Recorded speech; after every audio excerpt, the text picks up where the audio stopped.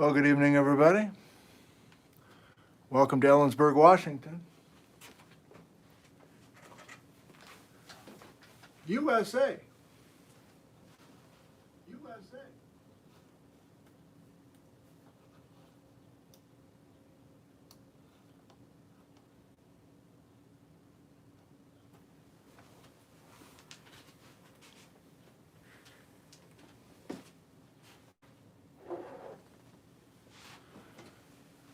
Give me a second, please. I need to check a couple things.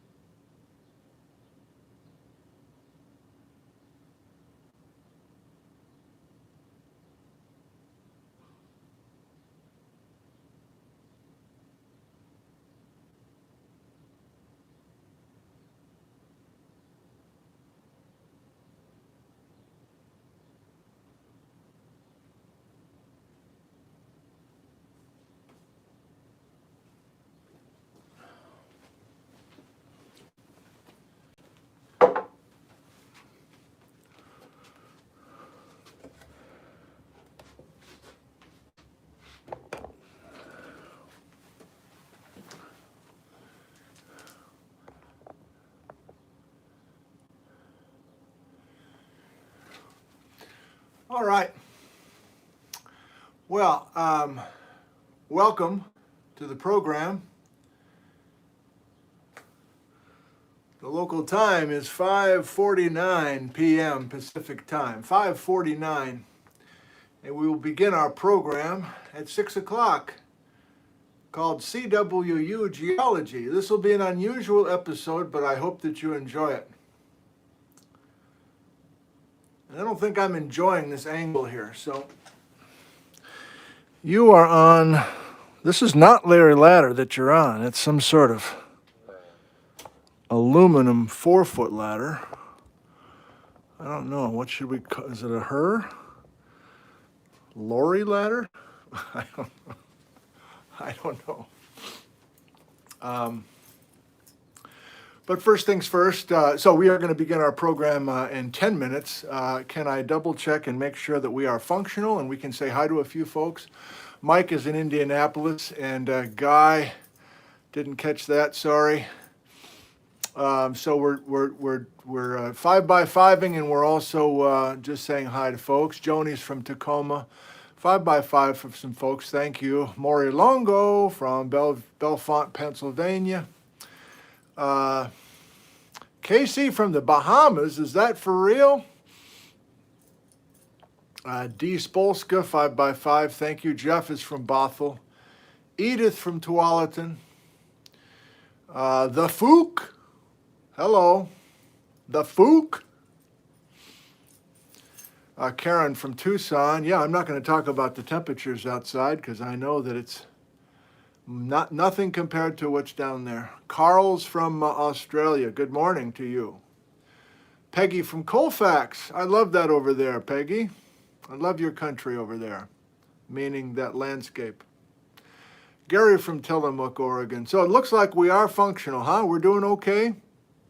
The lighting's a little odd, kind of fluorescent lighting. We're not going to be here the whole time, but I did want to start here in the office. A few more highs, and then we'll look at the schedule and a few thank yous as well. Fred from Glendale, Wisconsin. Go Badgers. Cliff was at San Diego, missed it. Sauber is outside. Hello, Sauber. Sorry you can't come inside. I got to play by the rules here. LK Logan, Linda from Seattle. And Mark is from Kingman, Arizona. Todd is from San Clemente Beach Town. Geologically speaking. And so on, and so on, and so on. Thank you for joining us. Let's look at the schedule for this week. Unusual program this evening called CWU Geology. That stands for Central Washington University. I'm in my office on the campus if you haven't figured that out yet. Bailey Willis tomorrow. I'm just getting started learning about Bailey Willis. There's some good stuff there, so I'm excited to do one more of these Washington from the olden days. And I did notice that some of you took offense to me saying Men of Rock. I stole the title from a guy in the UK, and I think I'm on record saying I'm happy to talk about pioneering women as well, but the women are few and far between in the 19th century, as we all know. So, Days of Yore in Washington, Bailey Willis, you bet. That's on the docket for tomorrow night, back at the house. It's supposed to be windy tomorrow. Oregon Geology, I've invited a couple special guests to join us in the live chat for that, similar to what Jerome Lessman did with us with the British Columbia Geology ? Show. So, looking forward to that one. And cinder cone volcanoes in general on Saturday morning, 9 a.m. Pacific, and then craters of the moon in Idaho, not the actual craters of the moon, which I know nothing about, on Sunday morning. Still doing okay. We got 612 people. I think I'll wait till the top of the hour to give you the game plan for tonight.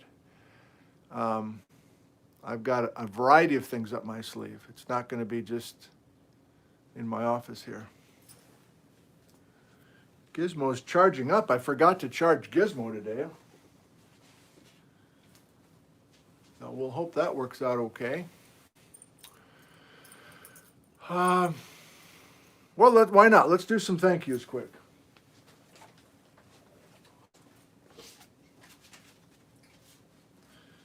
So Lindsay from Seattle, thank you for the wonderful card and the very touching note inside. Thank you very much for that. Paul from Burlington, although I have conflicting information, Paul, you might be called Dale from Burlington. But regardless if you are Paul or Dale, a gift certificate for Vinman's Bakery. This episode of Nick from Home, Nick from the Office, brought to you by Vinman's Bakery. You gotta love it. So thank you, Dale/Paul, Paul/Dale from Burlington, Washington. Very much appreciated. I will cash in soon enough.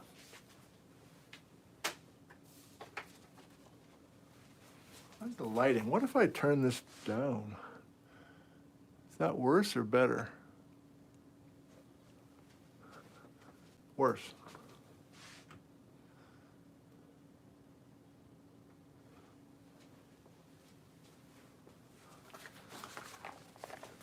This came in the mail today.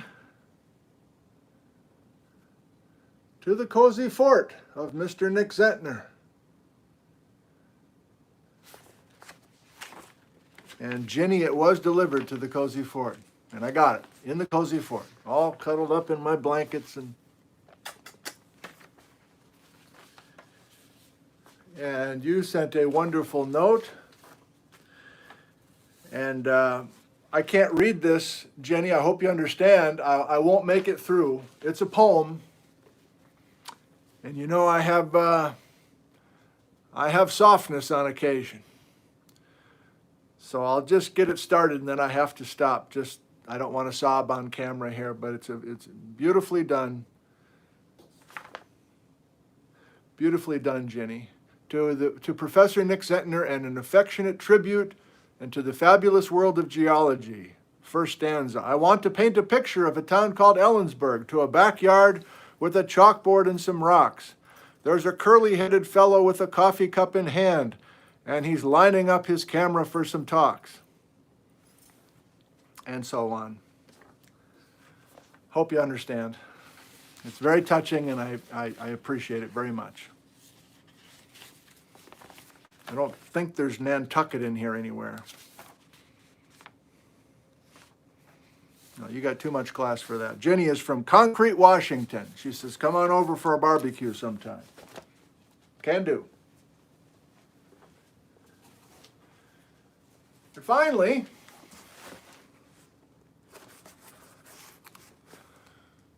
a nice box also arrived at school here today from Steve in Wyoming, Delaware.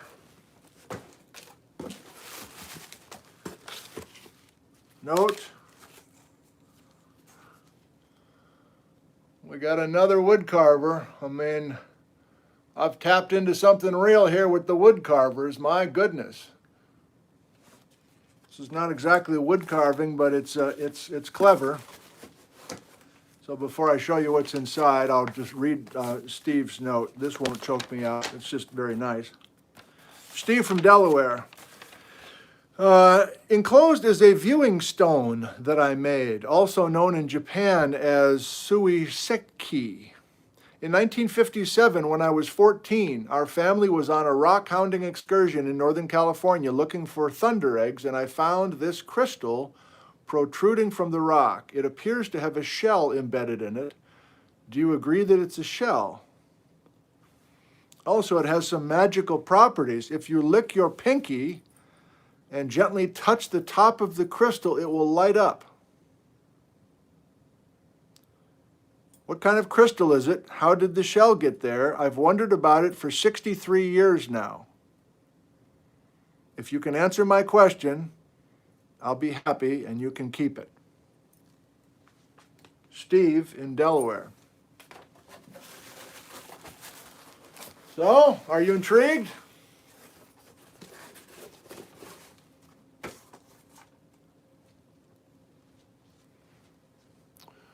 So Steve made this little pedestal for this crystal that he collected 63 years ago and has been wondering about ever since.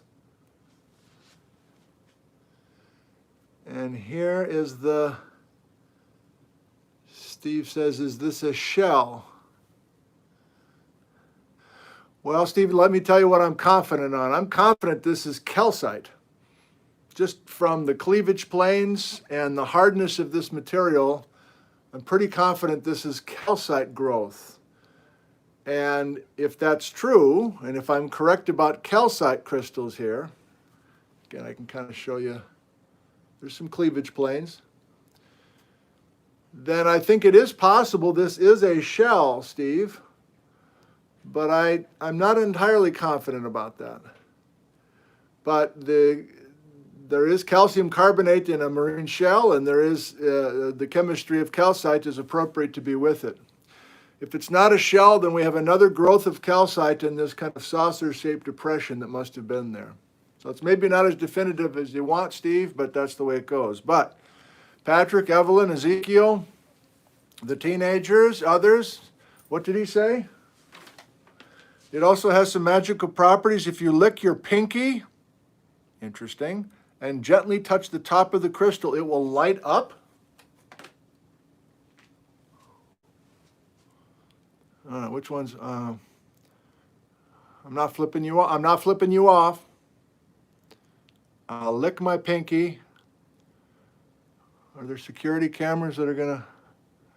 Is this some prank? Mm-hmm. Mm-hmm. Mm-hmm.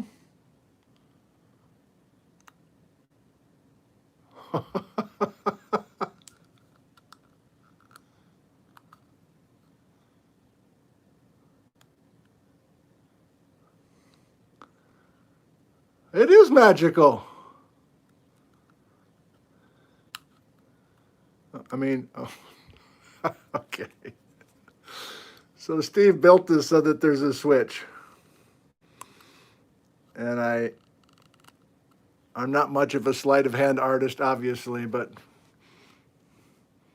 thank you, Steve. Calcite crystal.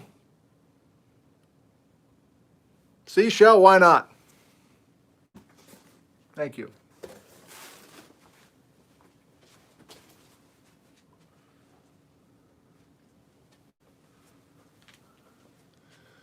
I just found this cleaning out a portion of my office. This is some green sand from the famous green sand beach on the south tip of the big island of Hawaii. I forgot I even had it. It was like some old Tupperware that I think Liz was looking for 20 years ago. So I didn't exactly clean up my office, but I did want to see that. All right, well, of course, it's already after 6 o'clock with my magic trick, so give me 30 seconds, would you please, and we will begin.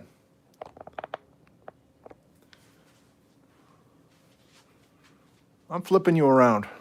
I'm not flipping you off, I'm flipping you around with Lori Ladder, is that her name?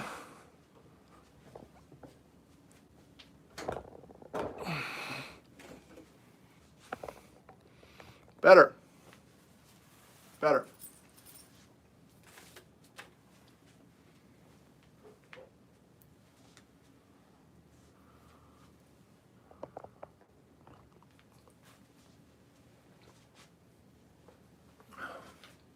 Get you from stop jiggling here.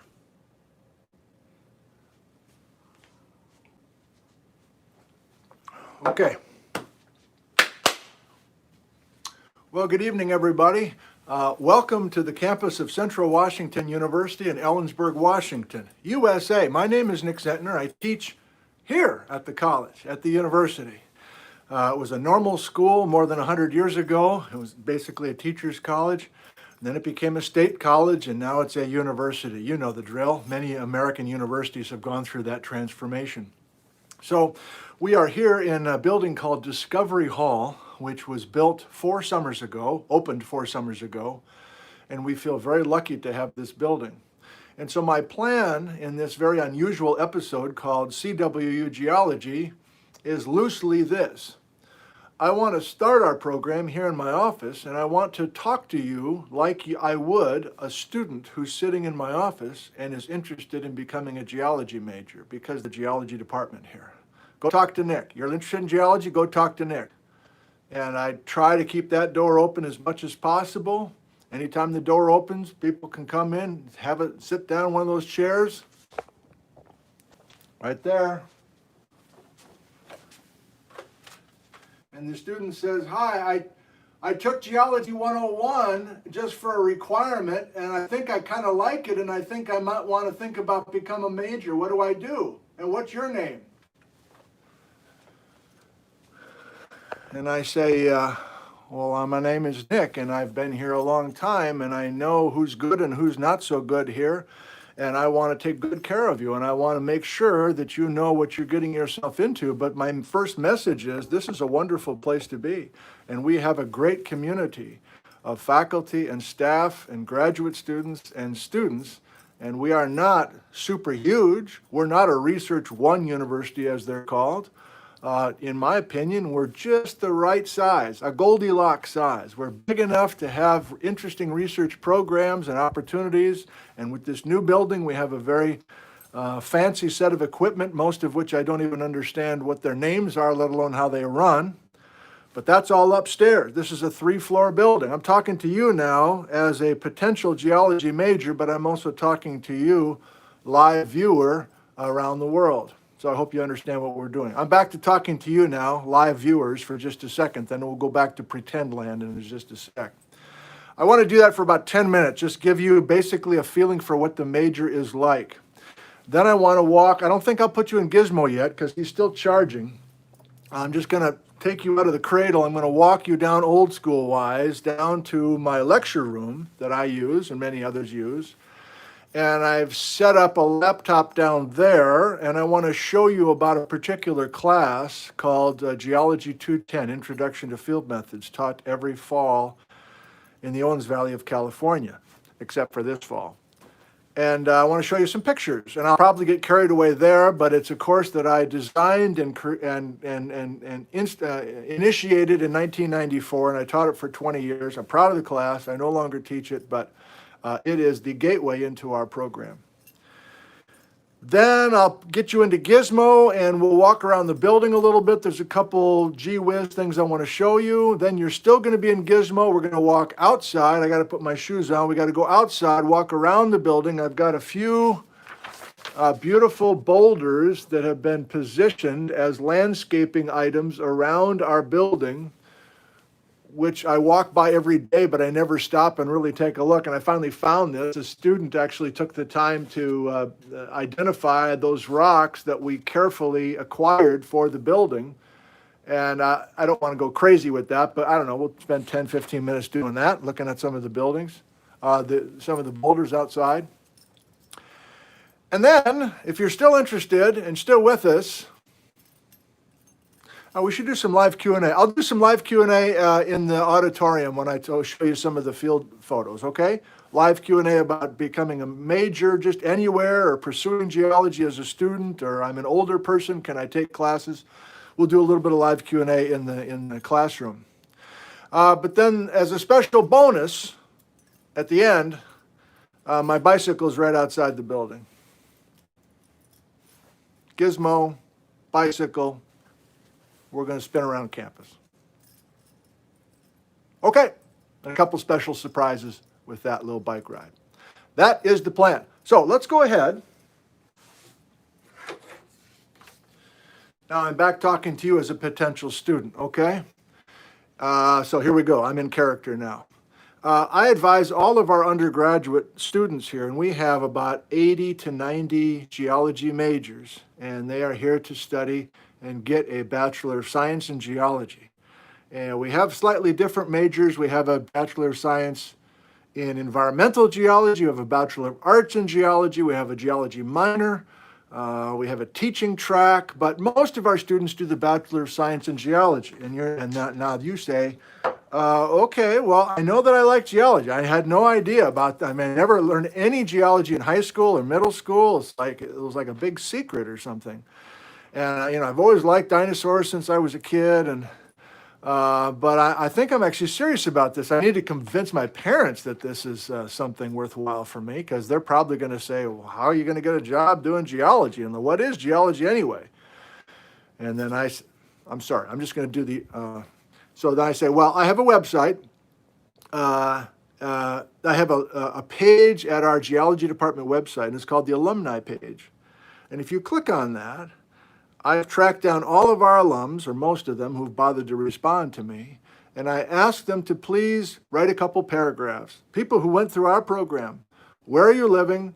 What's your job title? Can you give us a paragraph of what you do professionally, and then a little bit about family or other stuff that you care to share? And potential students who are trying to tell their parents that this is actually something real and worth pursuing, I'd send them right to that alumni news or that alumni webpage, and that's the best way to answer the kinds of jobs that are out there, the kinds of lifestyles that are out there. It all comes from a basic geology degree. Let's look at it then, assuming that you want to just kind of bet on yourself and have faith that this is something that turns you on and you want to just learn this stuff because it's fun. That's an important part of this. There's many different ways to pick a major and pick a career. My approach as an advisor is, what turns you on? What gets you really wound up? What is kind of like just basically a hobby? You're passionate about it. Well, let's turn that into your major then. I don't think it has to be picking a major which is totally divorced from your natural interests. Isn't the goal to have a job that you would do the stuff anyway because it's something you like learning about and doing? Many of us feel like we have that kind of a job. They pay us to do something we'd be doing anyway. They'd pay us. I'd learn about Bailey Willis and read about Bailey Willis even if it wasn't my gig. By the way, these live streams are nothing to do with my job. I just do them for fun. So that's proof right there. So what kind of work will you need to do here to get a Bachelor of Science in Geology? Well, we have a list of core classes. There's the Geology 101 class that you just took. Here's a brand new sequence we have, 201, 202, 203. So that's fall, winter, spring, and there are only 3 credits. And they're team taught between 2 of our faculty member. Susan Kaspari teaches, Bree McGinnis, Walter Zaliga. I mention these names because you've met them with our live streams. And so there's opportunities there to not only be exposed to a few things, but many of your classmates in the 200 series will be with you throughout the rest of your time with us. You'll be in the same classes with each of those. There's about 20 to 30 students in each of these classes. And then I want to walk down the hall and show you a little slideshow about this California field class, which happens every fall and is a requirement. All of these are requirements for all of our geology majors. A petrology class, a mineralogy class, a faults and folds class, a sedimentary processes class, kind of a oceans and climate class, a little end of major survey class where you're kind of preparing your resumes and getting ready for the real world, whatever that is. I've heard of the real world. I don't really know what that is. And then you do, like many programs, have a required 5-week field course at the end of your time with us. That might be the last class you take. Even after you graduate in the ceremony, this might be the last class you take. Or maybe you take it before your senior year. But wait, there's more. As a geologist, I don't mean to turn you off now. Do you have one foot out the door already? What did you think we'd have? Okay. Oh, you're excited. Okay, good. Well, let's look more. So now we have a list of electives. I won't go through each of these, but we basically need 17 credits. We're on the academic quarter system, not semesters. So we need 17 quarter credits from this menu. And not every class is offered at the same time, and not every class is offered every quarter. Here's a look at the electives. All of our geology classes, and this is the look at the next year and also looking at the year that was.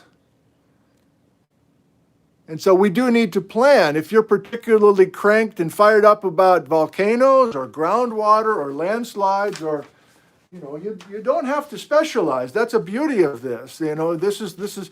I know that a lot of young people your age are worried about making the wrong move. You're kind of stressed out about making the right choice, and your parents are on you to make the right choice. The good news is you have a natural interest in geology. Maybe you're a rock climber. Maybe you like being outside, and you're not afraid of science. Then pressure's off. You've made the decision that's important. And my point is, this program opens all the doors. A basic, broad geology degree gets you in all sorts of directions, and you don't know who you're going to meet and what doors will be opened by some of our well-known professors who are upstairs. All you need to do is do your work and be open to opportunities, and then it will all happen for you. So we need you to pick basically 4 classes from this list. But there is more, and I don't know, maybe you will run out of the office right now. Are you ready for this? There's more. Can you guess what's coming? That's not the end of the requirements for a geology degree.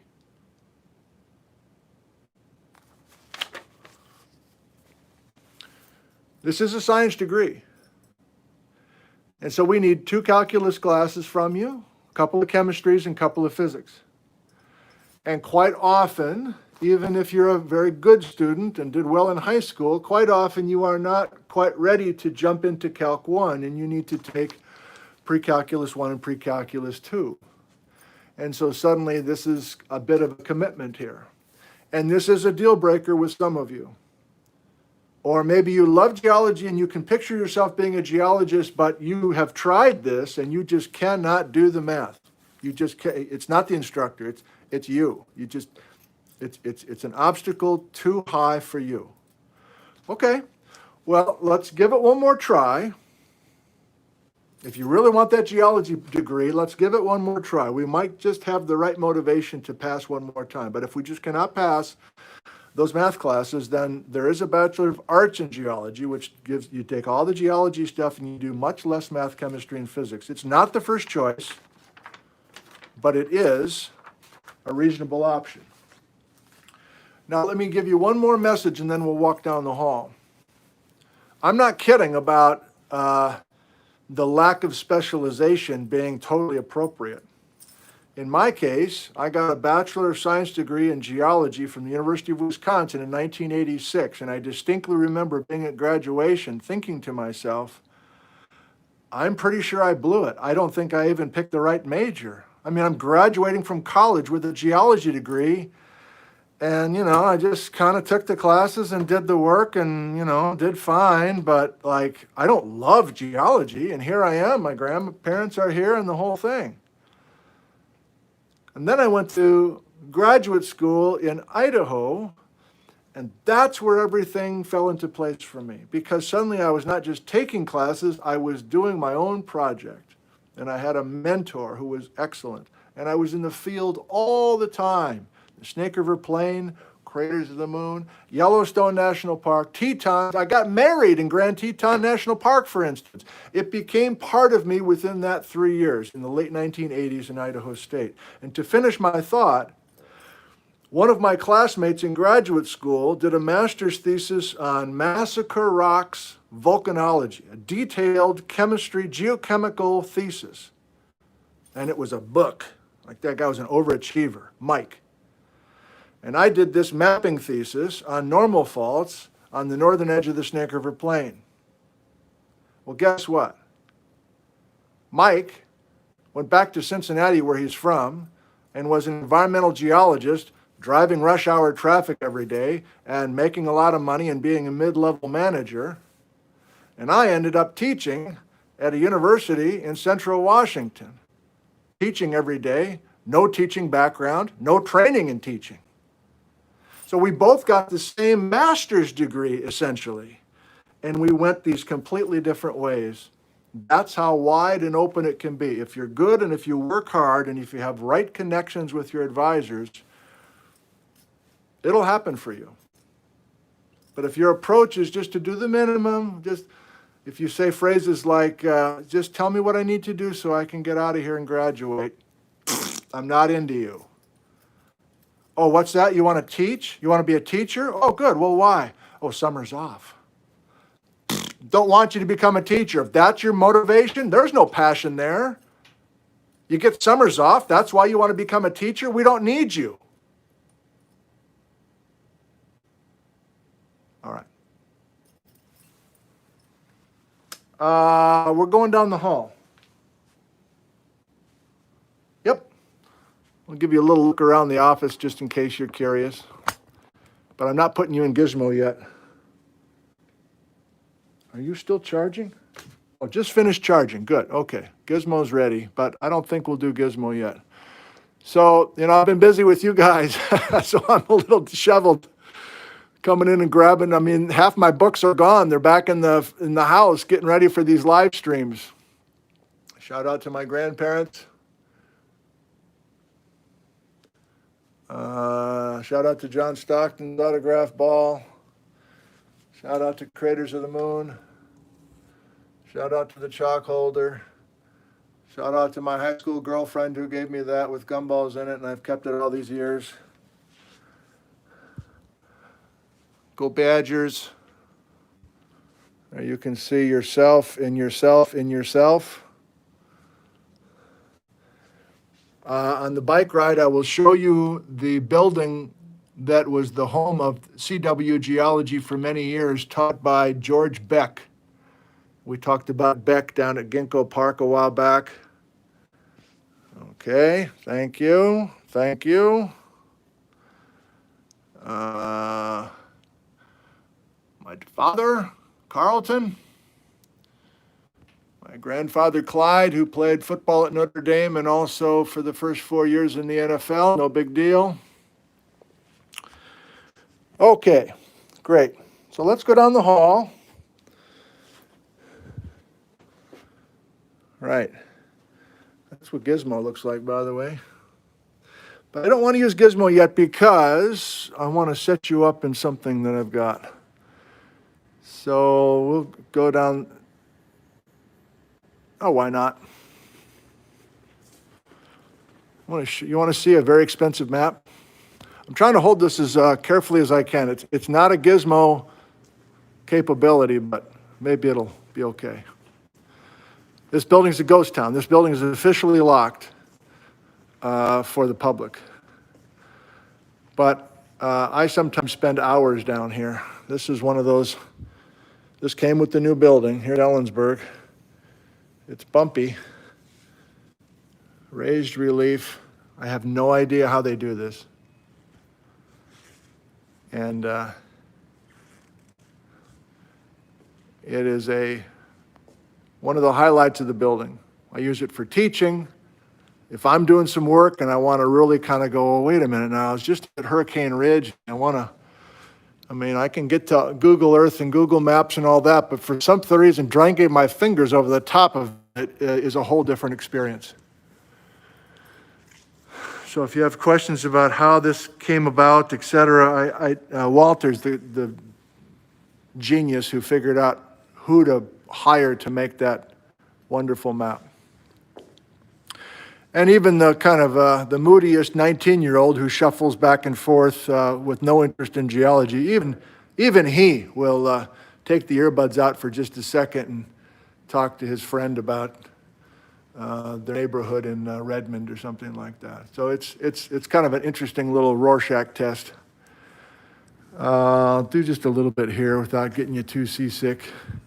This is kind of an interesting summary of some of the stuff we've been doing with our live stream, some of our petrified wood and our plant fossils. Wes Engstrom from Liberty has done a lot of wonderful photography and has donated some samples, and a bunch of rock hounds have very generously come in and donated some of their best stuff for me to teach with. Shout out to those guys. Don Ring, who was a fixture here from the 60s through the early 90s, passed away a few years ago, and Ann, his wife, just passed away the other night. So I'm thinking about the Ring family. There's sweet old Bob, living down in Baja, living the good life. And then a little bit more. This is just me kind of paying homage to some of these guys who, this is Beck, who were the pillars of our geology department. And even though we're in a newer building, I want them to be remembered. And Ed Saunders, the first guy to teach geology here in the first decade of the 20th century, have some of his materials as well. Okay, let's see, we'll go to the classroom. We will, Addison just turned on the big screen for us. Thank you, Addison, for doing that. Physics tech who's here. Also furloughed, by the way. Starting in a couple of days. There's the physics department. They exist in this building. Smart people. Here's the faculty of the geology department.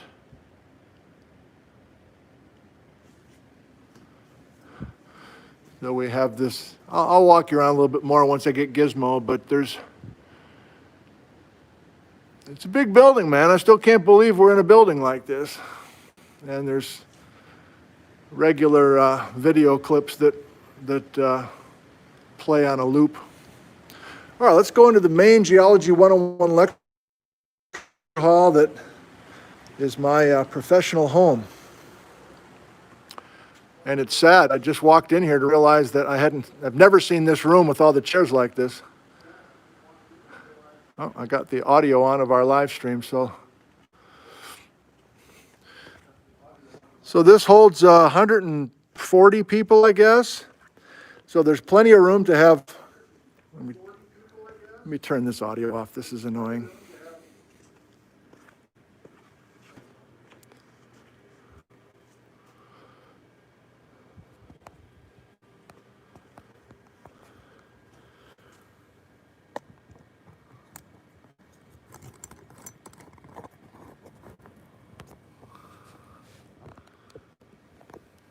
think there's a chance this will work. I want you to see this screen.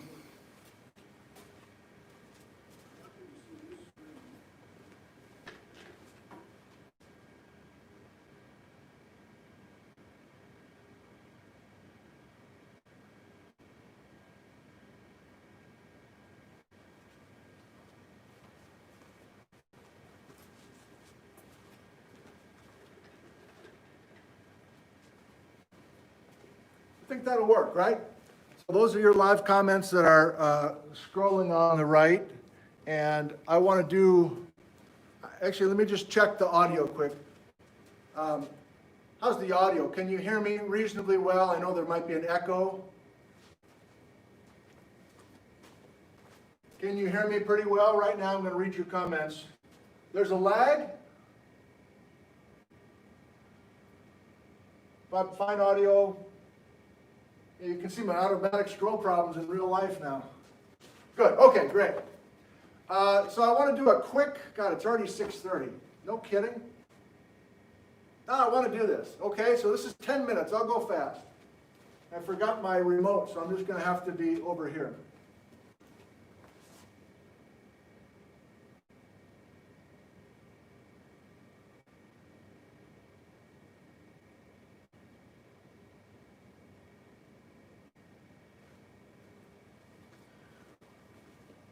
So I just wanted to roll through a bunch of just random photos that I grabbed truly just 15 minutes before we started. I just had this brainstorm to do this.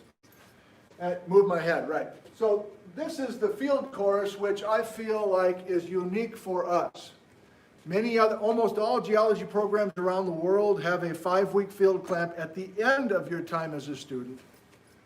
But to do this, in Eastern California, right out of Geology 101. I mean, we say, let's not talk about it, let's go out and do it. And it's hard, and there's a lot to learn in a 2-week time, and it's hot, it's early September in the Owens Valley, the Sierras are right there.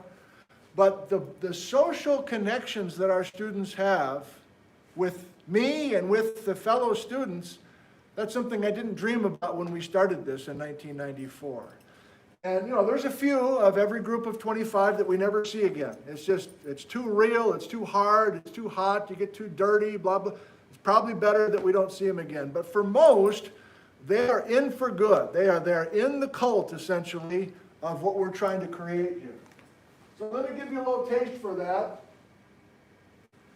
We take 3 university vans from Central Washington University down there. It takes us 2 days to get down.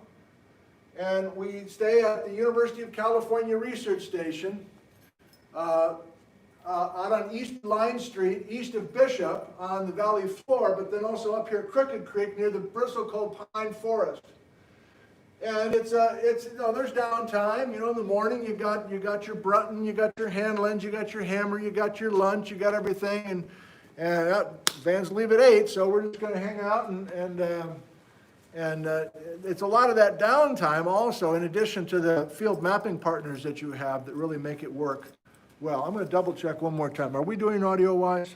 We don't, even when I stand back there, you can hear me okay? Just want to make sure. I want to continue if this is a disaster audio-wise. Okay, good.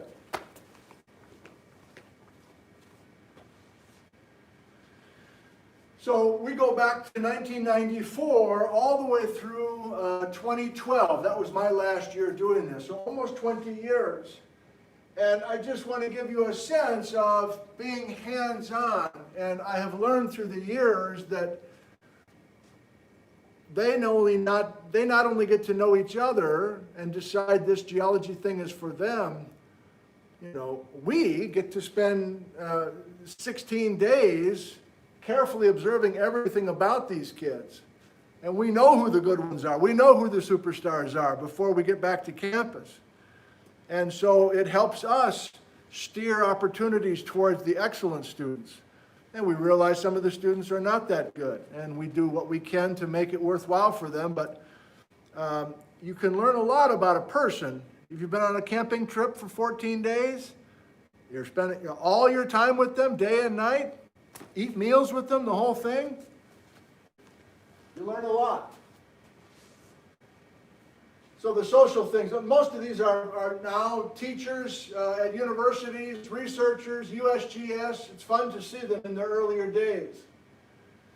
And if you're an older person and you kind of remember a certain type of a geology student, I don't know if you got that far into it, you know, things have changed. It is an open, inclusive world now for the sciences, thankfully.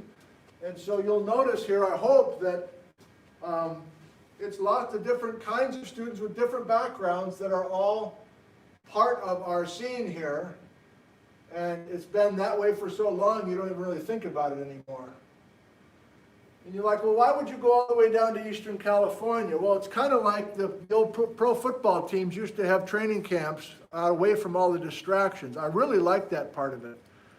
Instead of us being, you know, before cell phones especially, like everybody just line up at the pay phones to call home. This is back in the 90s, you know, and then the cell phone thing started and that was a distraction. But basically, you can get them physically away from everything, spiritually away from everything, and we can really have an intense experience. Mostly positive. We always have field partners assigned to them, so they're against their will. It's like, you're working with Justin this time. Okay, fine. And you turn in a mapping report.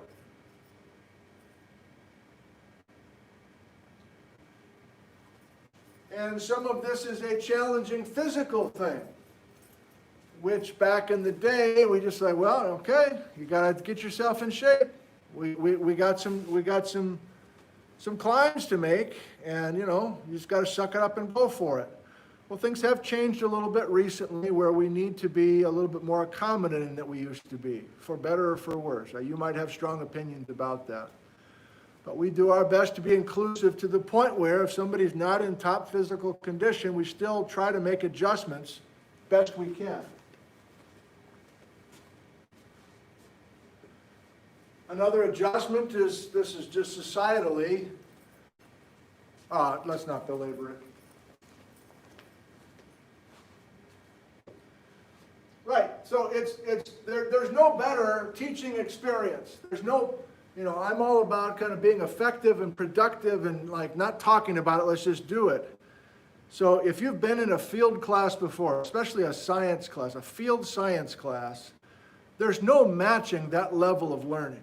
You just, I don't care how great the classroom experience is, there's nothing better than that.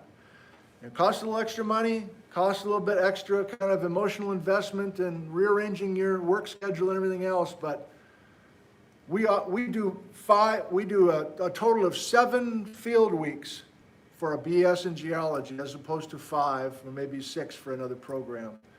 But the thing is to have this field experience early, we sometimes call it baby field. You know, we get them when you're babies and we get you out there, a particularly valuable experience. A few more and we're done with this. Oh, sorry, Patrick. We are going to talk about cinder cone volcanoes on Saturday, and there are some majestic cinder cones outside of Big Pine, California. So my only cinder cones that I really know well are the cinder cone that we, in the Big Pine volcanic field that we would map, you know, knew every square inch of that cinder cone. The geology down there is just as amazing, maybe even more amazing than many parts of Washington. And there's a cook, and there's, you know, trained staff, and they're excellent, and they're fun people as well, so it's the whole experience. It's not just taking a couple of classes. The Sierra Nevada mountains in the background. Polita Folds, which we're not the only school to use some of these field areas. This is a very famous field area that's used by many schools for many decades. Polita Folds, up and over Westgard Pass, heading towards the base in the range of Nevada. Teach you how to make field notes, teach you how to identify rocks, teach you how to place yourself on a map, teach you how to use a Brunton compass, teach you how to make a geologic cross-section, teach you how to make a geologic map, how to color your map, how to write your descriptions.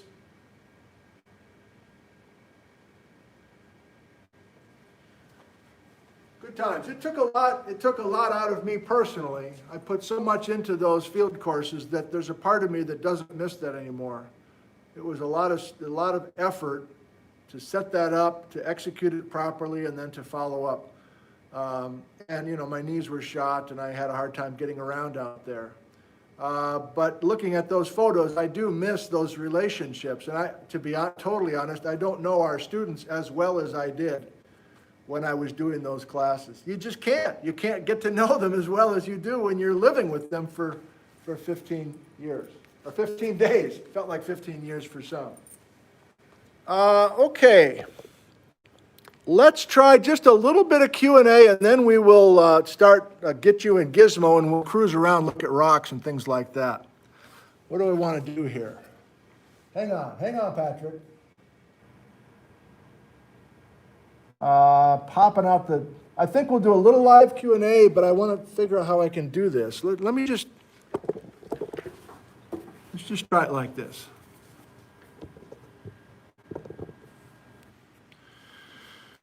Uppercase, please. Asking questions about studying geology. Doesn't have to be here. Studying geology anywhere.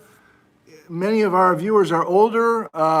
If you want to ask questions about auditing a class or anything, grandson, granddaughter thinking about this, we'll just try a little bit of this. I'll try to go as quickly as I can.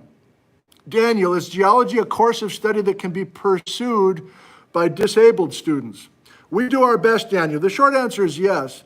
I've had hearing impaired students, blind students, not in a field class.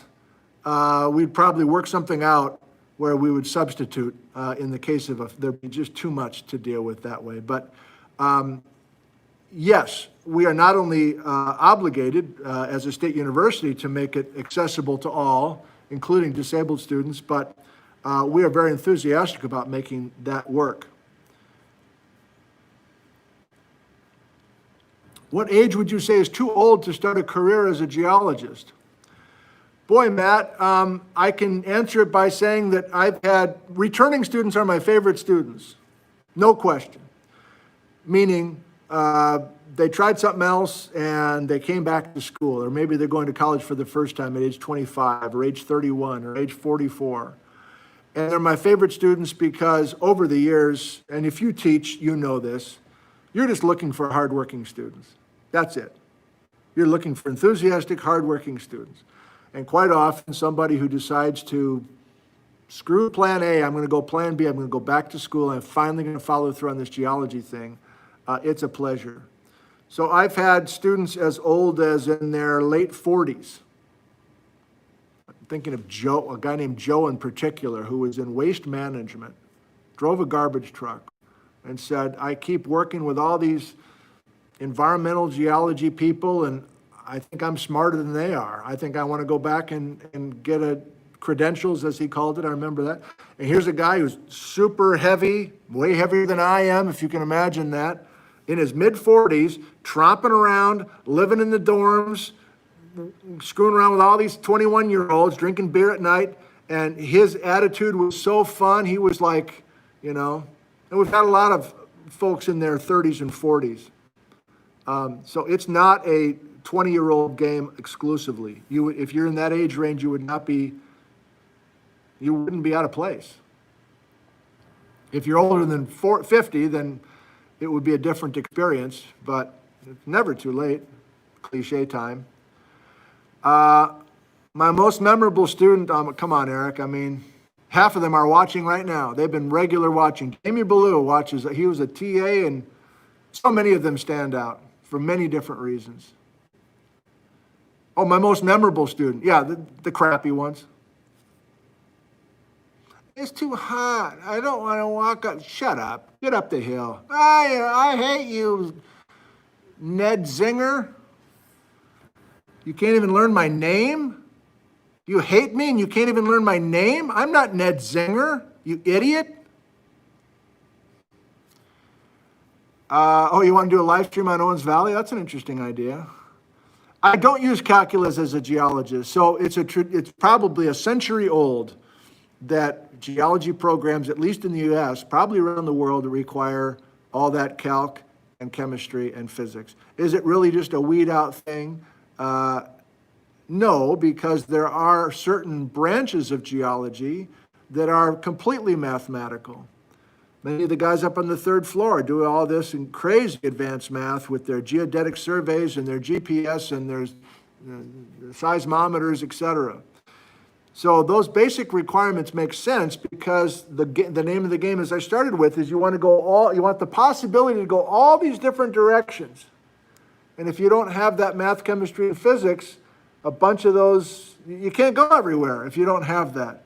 But, you know, in my case, I didn't go work for the gold industry, which everybody else was doing in Pocatello, making a lot of money. I just chose the teaching thing because it felt natural and been doing it ever since. So no, I wouldn't know how to do a derivation of anything now.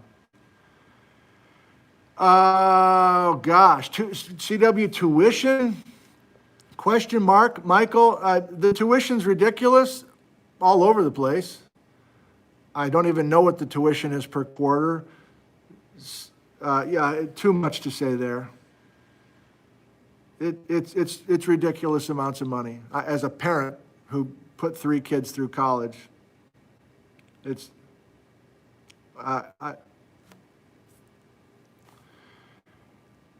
how different is this building compared to the older one? Thank you, Guy. When I showed up here in 1992, we had 4 undergraduate majors and 3 faculty who were about ready to retire. No, we had more than 4. Sorry, we had about a dozen undergraduate majors. But it was not a growing department. So Megan Miller and Charlie Rubin showed up from Caltech and had grand plans for this program.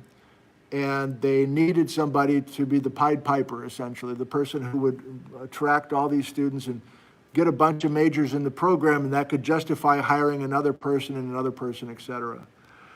And so we need to build the department up from the ground level, and I was one of the key people to to get the momentum going so that we could then grow the department. My answer then is we got big enough where we were spread out physically among 4 different buildings on campus. Our physical space, we'll pedal by it in a few minutes, called Lind Hall. That was back in the days of George Beck. They had Lind Hall. It was built in 1947. So we just physically didn't have the space, and we were scattered, and we had professors walking back and forth across campus to teach a class. We were just fragmented.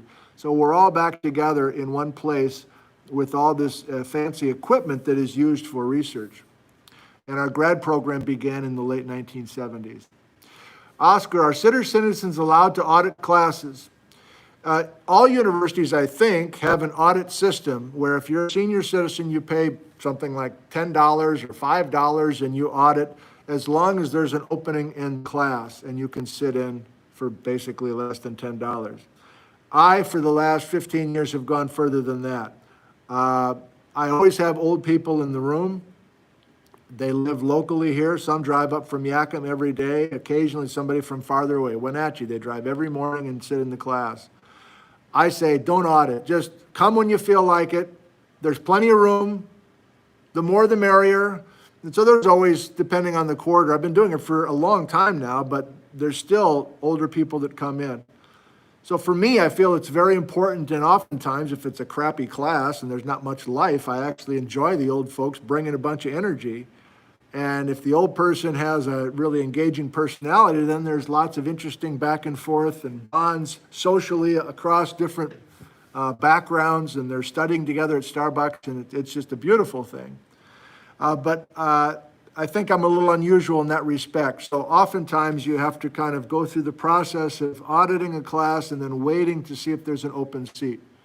But in my class, there's always open seats because it's a big room, and there's always open seats. Michael wants to see the GPS monitoring room. Yeah, let's go up there real quick. Nobody's up there. They all left at 5. But I'll give you a little peek, Michael. Let me go down to real time here. Nedzinger.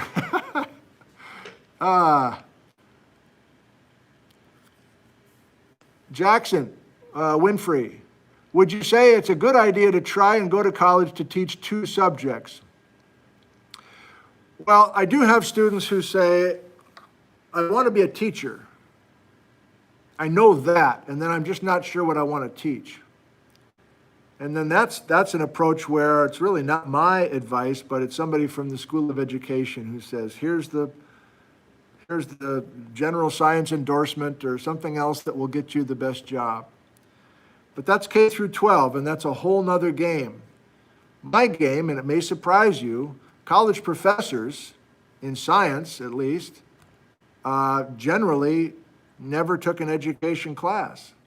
They were trained to be scientists. This is a system that's been around for more than a century.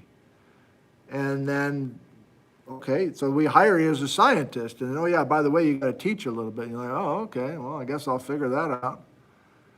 So that's really the nutshell answer for why there's a crazy range of abilities for college professors.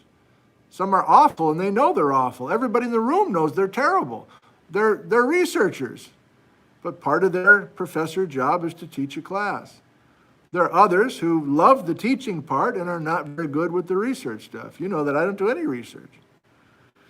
So in your case, if you're passionate about being a teacher, then approach it from the education point of view and you'll get great advice about which disciplines to do. But if you're passionate about teaching geology and it's at you're wanting to do it above K through 12, you want to do community college or possibly a job like I have where you teach at a 4-year university, which is rare to be just a teacher and semi-secure at a 4-year university, then you get a master's degree in geology and just pick up some just real life teaching experience. You know, good teaching boils down to just basically being a good parent. Are you a good parent? Do you listen? Do you care? Do you have high expectations for yourself? That's about it. Do you have energy? It's not that hard. It just takes practice. 3 more, and then I think we got to cut this one off. We're going to go elsewhere.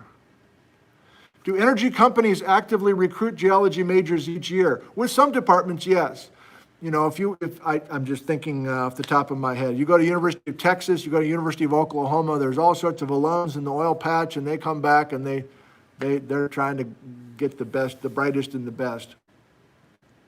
In our school, in our department, we have all these alums, some in oil and natural gas, some in state government, some in pure research, some in teaching. And my role is to keep touch with many of them. And quite often those guys will send an email back to me and say, hey, we got an opportunity. We're hiring over here in Issaquah. Spread the word. We're looking for a couple good grads. So it's kind of an informal thing. But we don't have a lot of grads in Washington going to the oil industry because that's kind of a whole separate part of the country. It is a separate part of the country. We hardly have any sedimentary rocks here in Washington anyway. Actually, there is a sedimentary, the Blakely. Yeah, we don't have much. One more. We're calling it good because we got a tour. We got a tour, man.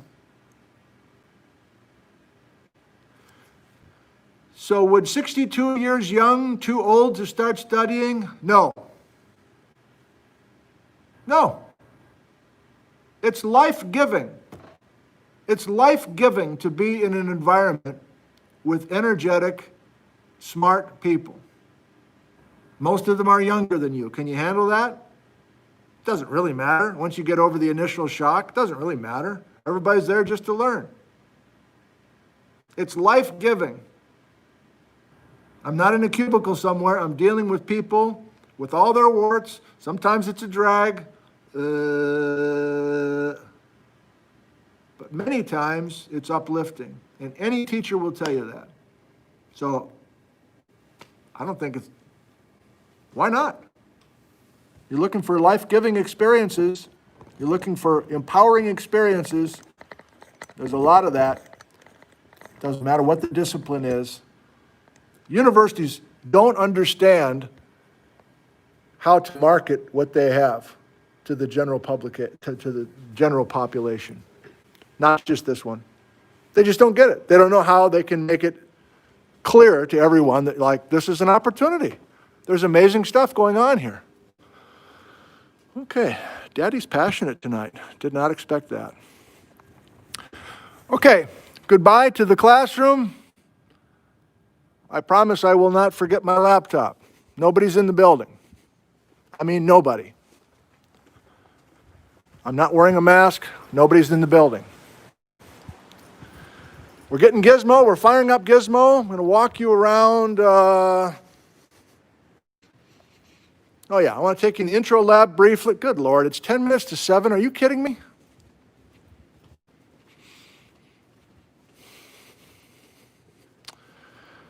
I don't know. Am I going to walk you around those boulders after? All right, Gizmo. There's Lori Ladder. Okay, Dale. Hold on, baby. You're going in Gizmo. Close your eyes.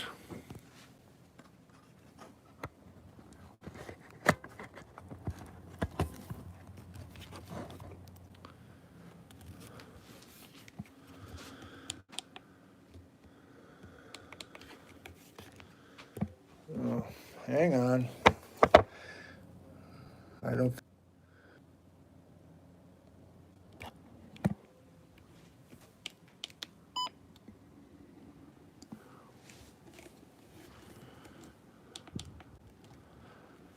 Sorry about that. You still there?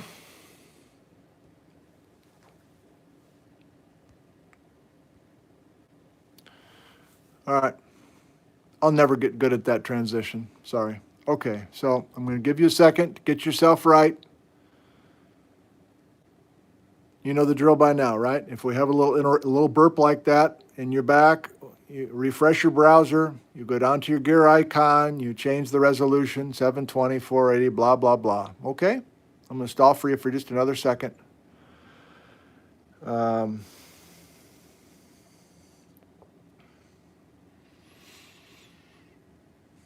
Okay.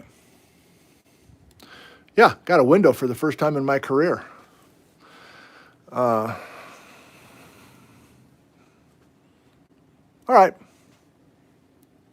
I'm going to hope that you're pretty much together and ready to go. So let's, oh yeah, I got two things I want to do in the building here, and then we'll go outside. Come on, Gizmo. Let me give you one more, I just love the map so much. Let me give you one more look at the map now that you're in Gizmo. I mean, we could spend a whole live stream just going, oh, remember we were in Spokane talking about the Rathdrum Prairie and the gravels coming through, and remember Brett's was in the Drumheller Channels peeking into the window of the woman late at night, and Randy was, where's West Bar where I was dressed like a hobo, and here's where Randy was telling us stories, and Stamilt, and on and on and on. Rainier, Bailey Willis is going to play a big role with Mount Rainier tomorrow night. Bailey and George Otis Smith. And okay. This is one of those where I wasn't sure how long it would be, and then you start doing it, and you're like, oh my God, there's hardly. Okay, we got any kids with us? I assume Patrick and Evelyn are with us. Let's, oh yeah, there's all sorts of tutorials. It's kind of like a museum almost. But first thing I want to do with Gizmo here is, have you ever seen one of these? This was Chris Mattinson and Lisa Ely, I think, maybe Walter as well. Come on, Gizmo, turn left. Hey, Gizmo, turn.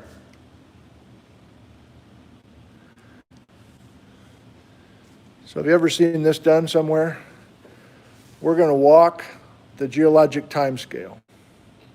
Okay? This is 4.6 billion years ago, 4,600 million years ago.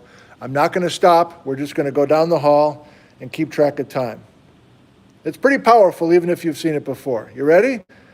just to give us a sense of how old the Earth is compared to many of our units, like the dinosaurs. Okay, here we go. Beginning of the Earth, and that's an astronomy story, 4.5 billion. 4 billion years ago, we still don't have any plants or animals on the continents. 3.5 billion. I'm getting a cramp. Just kidding. 3 billion. We're still in the Precambrian. We haven't even gotten to 2.5 billion.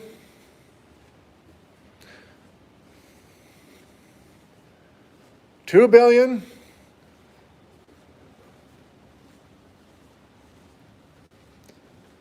Tiny animals in the ocean only.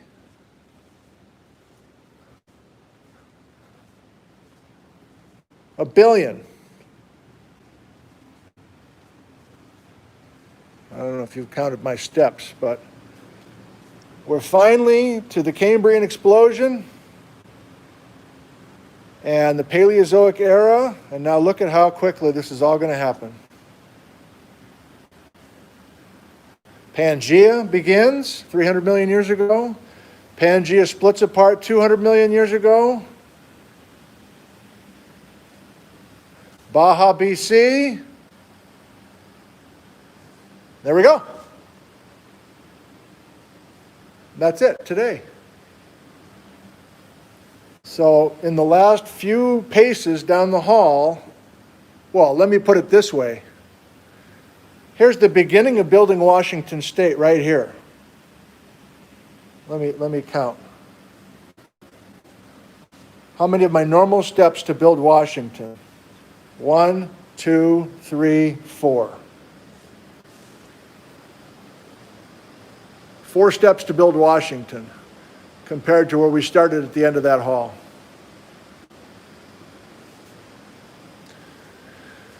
So there's, I forget how much time and effort and money went into making these displays, but we do have people coming into the building just to enjoy the displays.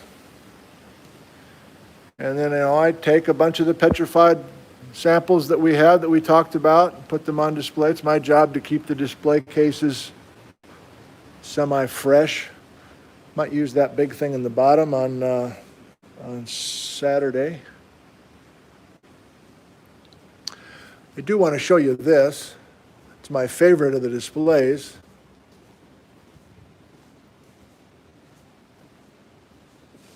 So let me give you, if you saw our supercontinent live stream,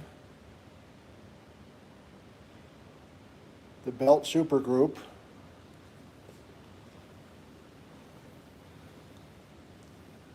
current ripples in a rock from 1.4 billion years old. And that's when the beach, when the coast, that's when the old coast of North America was on that yellow dashed line, just west of John Stockton's house.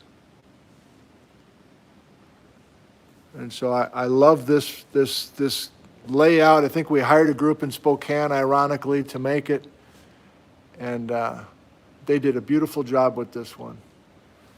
And I see it every day. I come in, check my mailbox.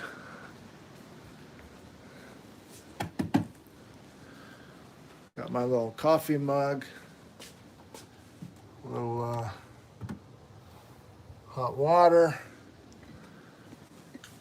Come out and spladam, there it is every time. And I almost pause every time and I just go, that is a damn nice display. And for 3 years, I thought I need to do a lecture on that. That's so cool. So I finally did that, Supercontinents lecture. This is the other room that I do most of my teaching in. It's our Geology 101 lab room. Pretty standard lab room. Again, weird to see the chairs all upended. And a hurricane came through because this is where I keep grabbing all the stuff at school. to bring home into the backyard, especially for Rock Week, if you remember that. Here's a look back. This is almost just like for me more than anything, just like all those Bishop, California groups. And sometimes I look fondly at those groups. Other groups not as fondly, of course. And another look at, I guess this was at the same photo you saw. I guess it is. So I wanted to kind of show you the three main teaching sets that we have for Geology 101 Lab. So if you remember Rock Week, we did the live stream. I was teaching you the first week was just kind of deciding which of these were igneous, sedimentary, and metamorphic, and we had some basic rules for that. And then we have a minerals lab. So there's 6 different blue trays and 6 different sets of the red and 6 different duplicate sets, basically. So you sit with your lab partners, 4 students to a table. Hell, I don't know what we're going to do in the fall. 2 people to a table? I don't know how that's going to work. But here's our minerals lab and then our sedimentary metamorphic rocks lab. And then the idea is, let's not squirrel everything away, let's get it out. So there's always all this rock stuff on the counters. So quite often, you know, many of the students that take this lab have no interest in geology and they're fine arts majors or whatever, but, you know, pretty much everybody comes over and just really says, oh, this is cool, you know, and they're picking stuff up and handling it and asking if I have any more of the, you know, Arcosic sandstone or that sort of thing. So and this room's always open, you know, so you'd think, oh God, wouldn't people just take everything, you know? It's like, no, we really haven't a problem with that. Hasn't been an issue. So my philosophy is get it out there and open. When I have young kids come and visit, for whatever reason, we go into the secret cabinet. And I say, well, here's some of our mineral samples that we use on occasion.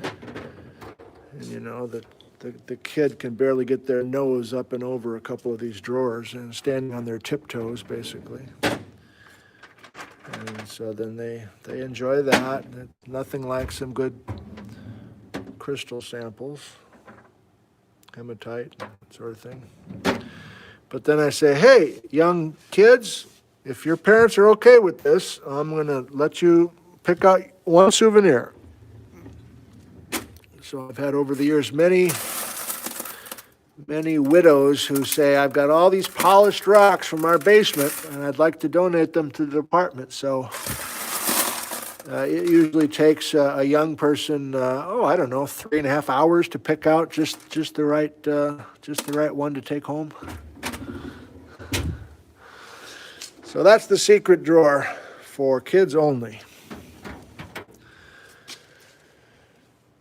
Okay, it is after 7 o'clock, and I'll do a couple of the boulders, but I think I want to pedal with you. And I have one surprise left for you. So I think what am I going to do? Yep, we're going to do that. Let's go out this way. We're going to walk around the building once. I'll just show you a couple of these boulders that were hand selected for the building, but I'm not going to do as much with that as I thought I was. And then we will get on the bicycle. And believe it or not, there's basically no cell coverage in this building. So I've been using wireless, but as soon as I step outside, I need to be over to cell and not wireless. So how am I going to do this? I guess I'll kind of split the difference. So I've got my keys. I'm not going to lock myself out. Good. Talking to myself. Thank you, Rainey. You're going away, and I'm switching over to cell right now. Okay? You're about to go away. Ready? Goodbye.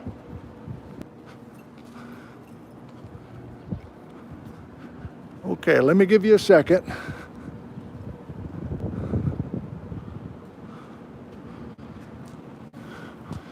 Are we good? You're on cell now. You're not on wireless. There was a brief burp there, right? A brief interruption. Okay, I'm going to assume you know how to get yourself focused up, etc. Many of you are pros by now. So we're going to have this campus to ourselves. It's a ghost town. This is this new building, so I didn't even really have time to go up all 3 floors and show you all the offices, but nobody's around, so I don't know how exciting that would be. And I forgot my cheat sheet actually, but let me just give you a sense of a couple of these. So here's a beautiful granite from the Cascades. So I think Chris Mattinson and a couple others, Rex Flake, worked with a bunch of the landscaping people, and as in other words, landscape suppliers, and also some geologists to get some good samples. Here's the Chelan migmatite. We talked about the powerful looking rock up by Chelan that is rock that represents what it looks like deep beneath the magma chamber. Came up the geologic elevator. Another look. So my point is, there was a lot of thought and care put into these boulders outside of this geology building, and we're not alone, of course. There's many departments that do that. If you're new to a college campus, you looking for the geology building, that's kind of what I do. I like college campuses. I don't even really stop and look at the kiosk. I just keep looking for a building that's got a bunch of boulders outside of it, and I go, okay, must be the geology building. I sit here sometimes. I don't know the story of this sample, but it's beautiful, polished bench. Max, if you're out of focus, I think that's you. We had some public art from LA. They tried to find some design that would work for both geology and physics. They came up with this concept. Let's not get sidetracked with that. A few more boulders, let's get on the bike. I've never live streamed on a bicycle, but it can't be that hard.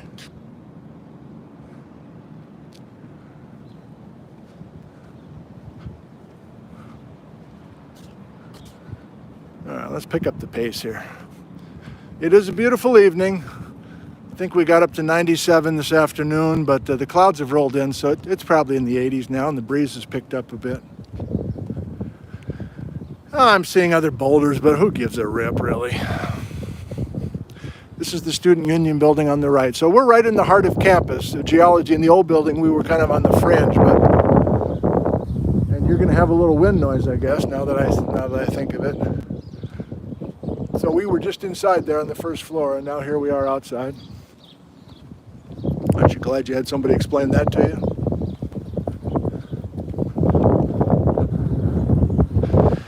So when class is in session, back in the old days when people actually could be in contact with each other, this is Grand Central Station. And there's just students and bikes and skateboards and everything else flying by.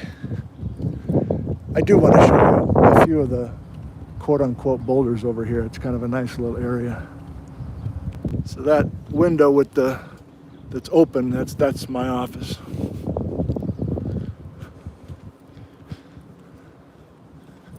Oh yeah, this is nice. Actually, the light is really nice. If you're into ripple marks, here you go. Gizmo, turn. So this is from the Belt Supergroup.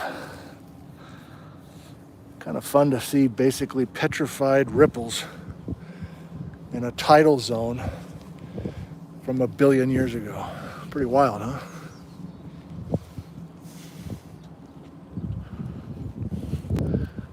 A weird kind of granite tower. I don't know the story of it. I should, but I don't. I look at it every day outside my office. You'd think I'd learn it. I believe this is from the Ingalls Tectonic Complex, so the serpentinite, complicated ocean trench rock that's part of Baja, BC. And another big sample from the belt, some siltstone, Precambrian. You gotta love it. But what I really wanted to show you is this cute little outdoor plaza where occasionally we teach. I guess I'll be teaching a fair amount this fall if I'm not allowed to have everybody packed into a classroom due to the virus. But there's a lot of these wonderful basalt columns that were used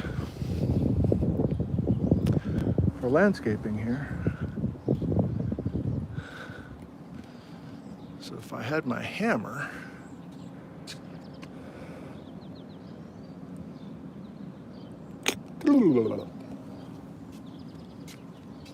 so I don't know where these particular columns came from, but they're beautiful teaching samples.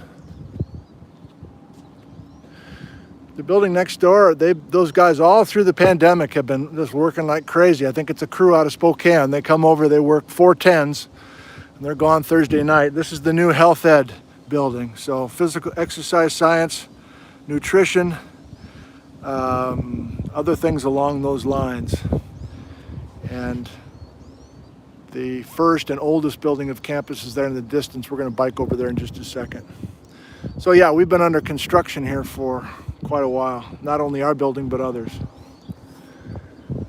Oh, is it worth it? Why not? We're only here once, huh? Hope you're enjoying this. I have no idea if this one's going over well or not. Tieton andesite, do you remember it? Not particularly sexy in kind of a weathered form, but you might remember this is that lava flow that came down the river valley outside of Yakima, Washington, and it's famous for its big rectangular plagioclase feldspars. So that we brought in a couple big chunks of Tieton andesite, and then more of the Chelan migmatite. So there's just zero parking here, which is fine by me, except when I got my knees replaced. For the first time in my life, I had a handicapped parking place. So like I was hobbling in and out of the building with my new knees, but it was pretty sweet there for a little while to park right next to campus, or right next to the building. But I'm all good now, so like everybody else, I need to find another way to get into school. So I bicycle every day, rain or shine, winter, summer. I enjoy it. And so if you're a person who is worried about our bicycle ride, I have a long, close relationship with this bicycle.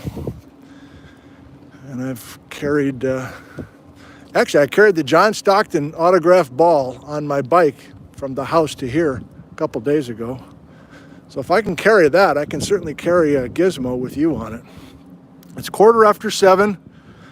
I think we're going to pedal for 10-15 minutes. Well, I think we'll be done by 7:30. How about that?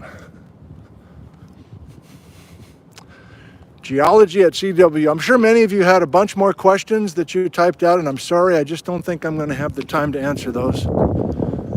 As usual, I will feel bad watching the replay and seeing all that great stuff, but you know how this works. Can't quite catch everything. Okay, look at this thing. Bikey McBike. I don't have a problem with people stealing it because it's, who's this big? Nobody. Nobody.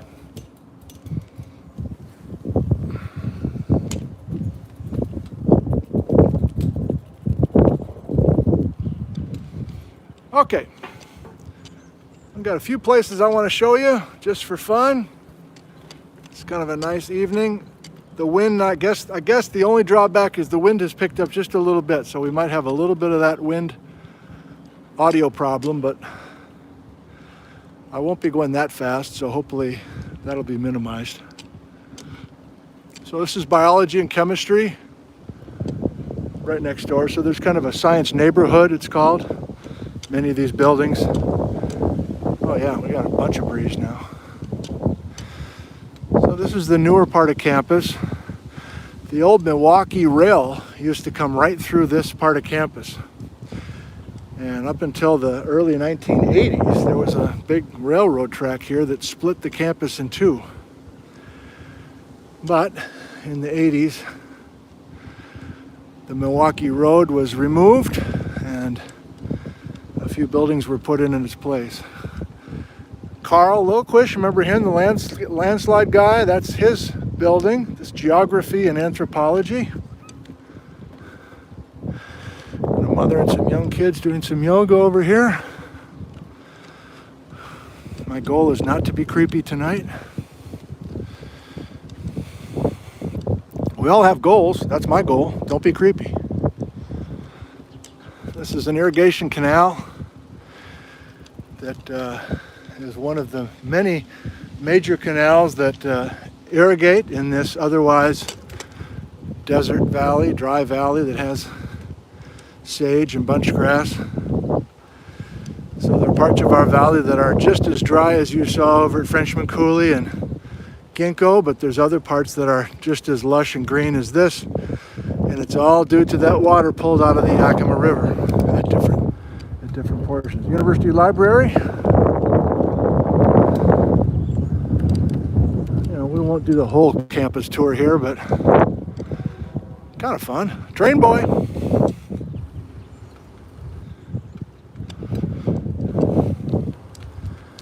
I'm trying to be a good rider now. I'm not reading your comments. I'm looking straight ahead. Yes, I'll check for ticks, rattlesnakes, windshield dirty. Got it.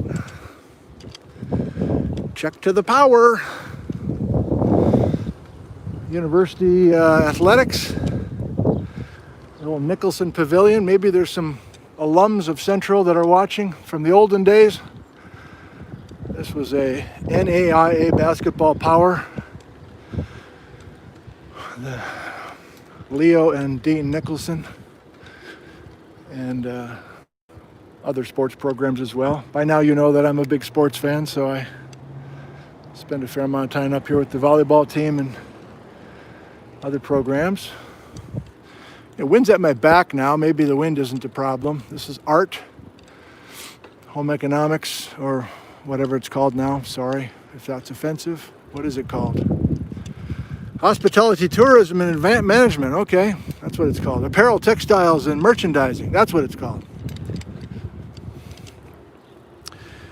And if you're wondering, there are views on occasion, you know, over to the Wenatchee Mountains in the distance there, or the Stewart Range. It's probably visible tonight, but I don't think we'll pedal that far to see it. But plenty of good stuff. Music department's very strong here.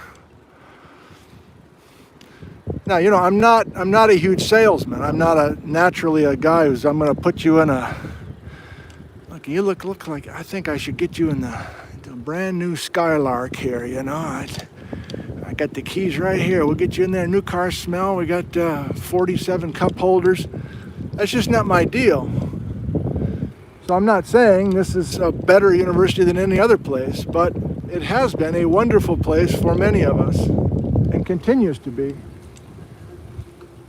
And of course, that's the students that choose to come here as well. Most of them come from the west side of the Cascades. Dorms, other side of the Student Union building. I got to show you a couple businesses and a couple old buildings before we quit. 9:20. I've never seen the campus so empty. Normally in the summers we have summer camps and basketball camps, cheerleading camps, leadership, state senators, all that stuff, teacher conferences. I don't have to tell you, it's a unique time. It is a unique time. So this is maybe a 10-year-old, more than that now, university student union, essentially, bookstore, exercise, wellness type place, climbing wall. Make sure you vote in November. No politics, please. No politics. No politics.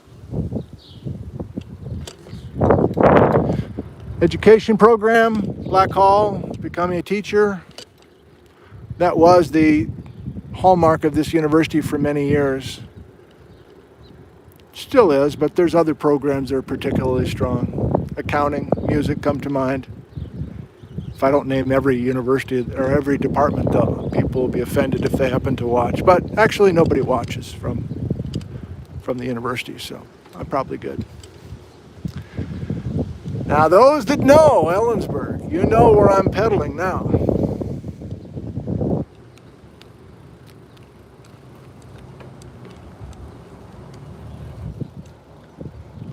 This has to be part of the tour. You know I've gained 19 pounds during COVID-19. Part of the reason? Campus, you totem, what a place to eat. Campus, you totem, our burgers can't be beat. Campus, you totem. Are you hungry just like me? Yeah, it's the only place to be. Campus, you totem. I'm not one of those guys that says best burgers, whatever, west of the Mississippi River, but they are. Family run, Williams family. 23-year-old give me the eagle eye, I understand. So that's one landmark you have to know about. And this is the old Vantage Highway, the old Sunset Highway really for many decades. So you're driving from John Stockton's house to downtown Seattle, you're coming right down here in 1947, 1957 even. And up on the right is the old geology building called Lind Hall, built post-World War II, 1947.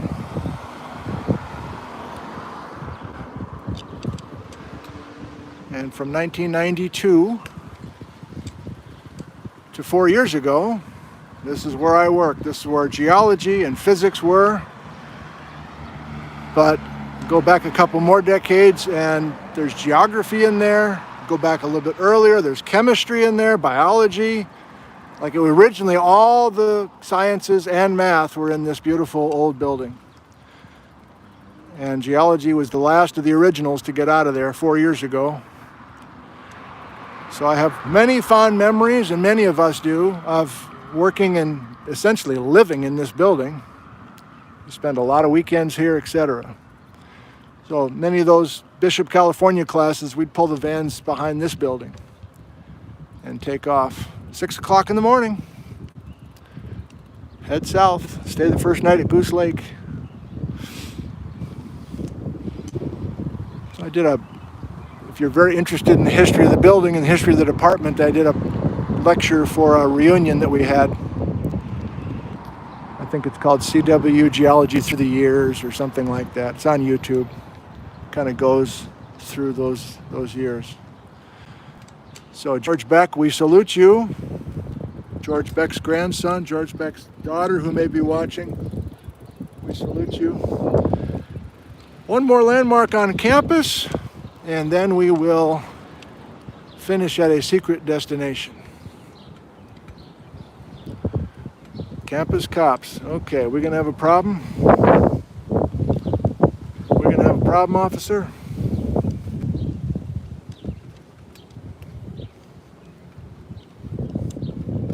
How are you? Thank God. It pays to know people. One of the newest buildings on campus, Samuelson, home of math and other stuff.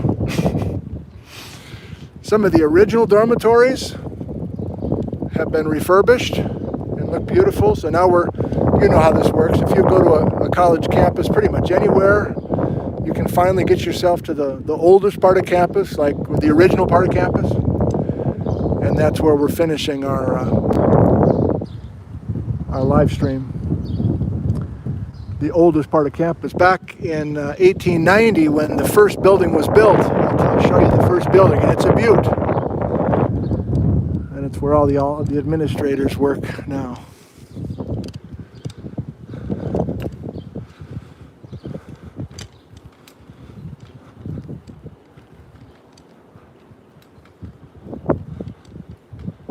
That's right, Barge Hall.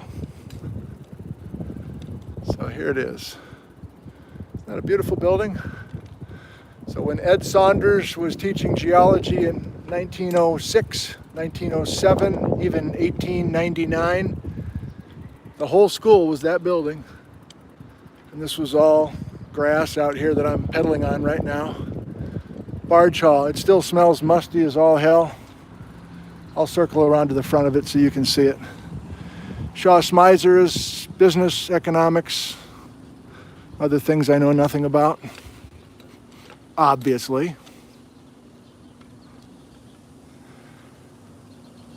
And then, like many college campuses you may be aware of, there's always a kind of a beautiful residential area right next door. Why not? You knew I was going to get carried away. Muffler boy. He tracked us down.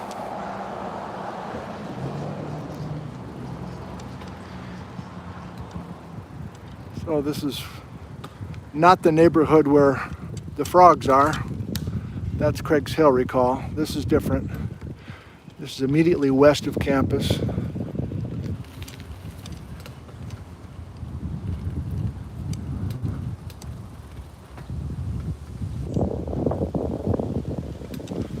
Favorite former student, Angie, lives in a huge house. How's that possible? Because she's smart and she's savvy, that's how.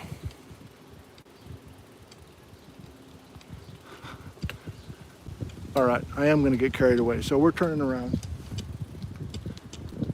and going down 9th the right way, the correct way. Barge Hall, and then our secret final destination. Thank you for staying with us. We still have more than 1,000 people. That's exciting to see. He itches his nose and live streams and pedals his bike. How is this guy possible? This guy is amazing. I can't get enough of this guy. This guy is totally amazing.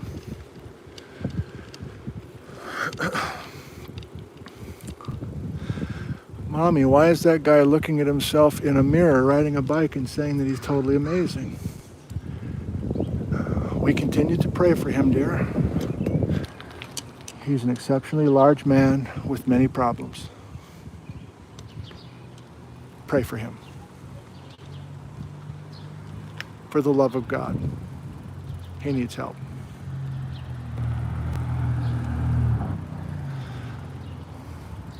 $7:30 and still plenty of light. Amazing. You know, it's pitch black here at 4:30 in December. 47 degrees north latitude. Exactly. This street coming up is University Way. Exactly on the 47th parallel. Fun fact, no big deal. Actually, it's exactly 47. Knock it off. Oh, we're still taking graduation pictures. Cap and gown. A rite of passage. There's Barge Hall, the original building. It's creeper time, I'm afraid.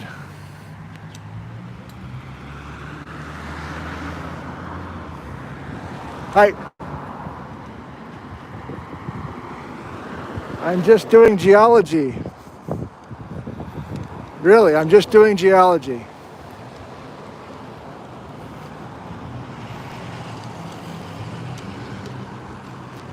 Okay, that's my tour of campus. There's the beautiful auditorium, McConnell Auditorium, classic 1930s architecture. Where might we be finishing our broadcast this evening? Can you guess?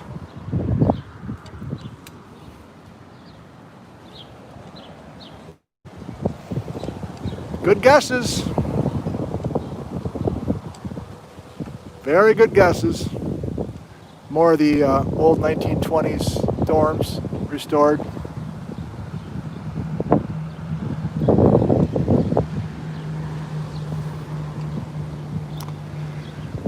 Well, we got to cross at the light. This will be tricky. Maybe I think I have to leave my bike. Oh no, I can shoot the gap here. We good. We good.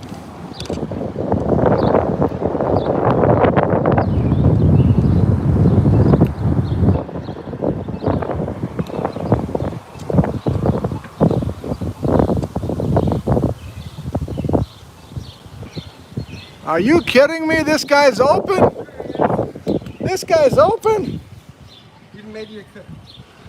This is the owner of Vindman's Bakery, and this is Jeff himself. You made us a cookie. What time did you report today? About 10. 10. OHCU 10 all the way till 5, and then you drop in at the house, you drop off some historical papers. Jeff just gave me some Bailey Willis stuff you found.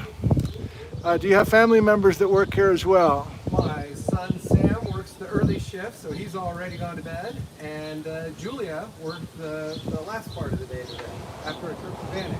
So. And how long have you owned the, can we step, is it okay if we step inside? We know all about that. Yes, we do. Yeah, Jeff, oh, you're listening to us. I can hear my voice. Yeah. So this is an amazing local bakery. And the bakery's been here for 20. I've had it for a little over 5 now. okay, And we're following the recipes of the original owner because that's what makes sense. That's what people want. like that, yes.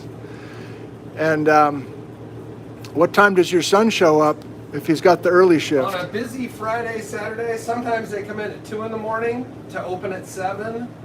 During the week, they come in at 3, so they get to sleep in a little. They get used to it, though. That's the trick here. You just have to not care about the clock. Yeah. So. Well, and you're here in the trenches. You're not just, sitting in the back room. So you had to teach yourself this whole thing. You don't have a bakery background necessarily, or do you? No, I don't. I worked at the phone company for a long time, but I always wanted to own a business, and I'm one of these people, and there's a lot of you out there in Ellensburg that have never set foot in this bakery in 20 years. Yes. I was one of them until 5 years ago. Were you really? Walked in here, smelled that air, and that was it for me. Well, you know what? I just realized they can't hear you as well. So this is the directional microphone. Let's do a little bit more of that. So you hadn't set foot in this place in the first 10 years of the building? Always heard about it, but it never came in, and boy, I'm glad I did. And the owners that sold it to me trained me. Well, and you've added a few new wrinkles, of course. You've got a few. We're just making more. You're making more. Making more than ever. So yeah, that's a challenge in and of itself. Right. Making almost twice as much as we used to. Totally. So yeah. Twice as much. Yeah. Yeah. And then it slows down in the summertime when the kids are gone. Of course, they were gone all spring. Right. And that's when our wholesale business picks up. We've got some businesses that we supply bread to, the pastry, the Palace and the Lunchbox Cafe and Coal Chute. Good. I'm not forgetting anybody. Good. Yep. Well, there's no arrangement here, right? You just pay me in pastries on occasion. That's right. That's right. And you Well, bring I love, you make geology fun, and as long as I got this moment on behalf of everybody out there, I know this is about to draw to a close. This is my moment to say thank you, because it's so great getting off work and I don't have a whole lot of energy in the tank, and Right. plop myself down in the big chair and watch you for an hour. It's a great way to kind of relax a little bit and learn a few things, and it's been a great series. It really has, and I'm glad you're going to continue it. Thank you, Jeff. And thanks for coming in again just for this. You bet. You I bet. sent Jeff an email a few hours ago and said, Hi, would you Evelyn. mind? Hi, Patrick. There we go. Thanks, Jeff. You bet. Thank Sure you. do appreciate it. And we're going to wrap up here, but it looks like we got one more guest. Let me give you one more shot of Vindman's. So anytime you come into Ellensburg, oh, from the toast. Oh, thank you, man. Oh my God, a cookie and a he thinks of everything. So that's the same Jeff Klindworth who's been on the live comments almost every night, and he hasn't been with us tonight because of this. But this guy who's watching us right now on his phone, Sauber from Milwaukee. Look at this license plate. Go Badgers. Would you mind? I'm doing well, man. Now tell us about your journey before we sign off. When did you leave Milwaukee? About the 1st of June. 1st of June.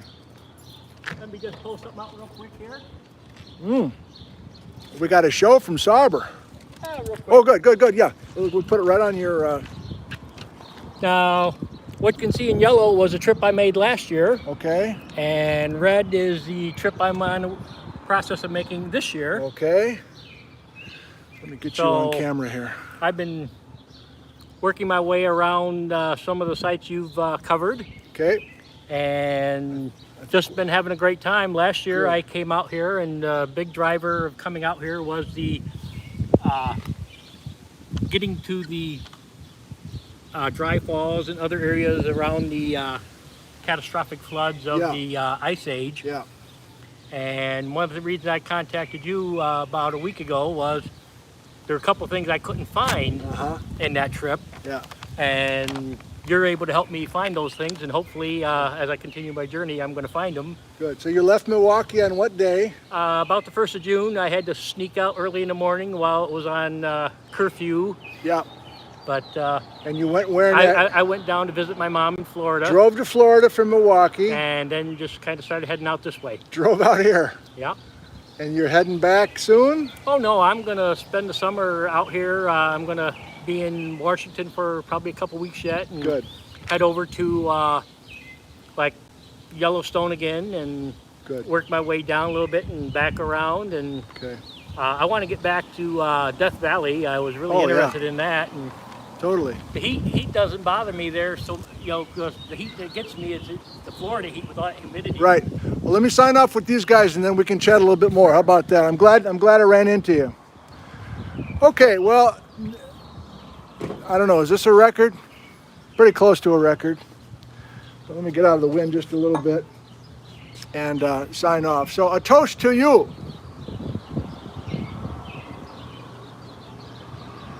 Here's to your health. This episode of Nick from Home brought to you by Coca-Cola.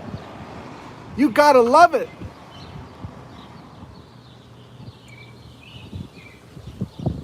Toast to the health of your parents. Take two. Here's to the health of your parents and your grandparents and your children and your grandchildren.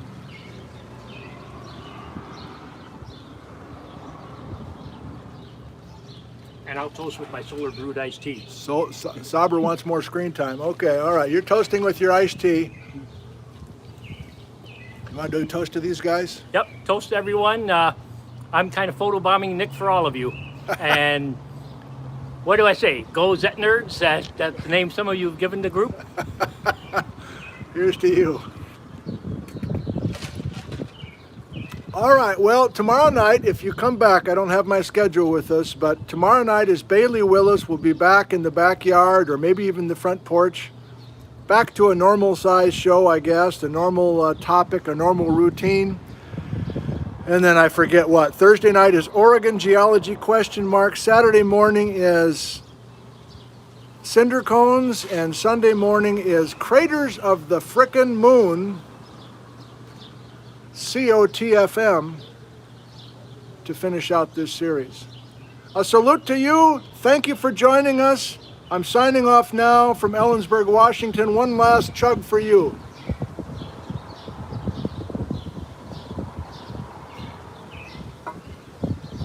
And to you and about you. I'm reaching for the white X. Thank you. I love you. And good night from Ellensburg, Washington University, Vindman's Bakery, and Central Washington University Geology. Good night. Good night.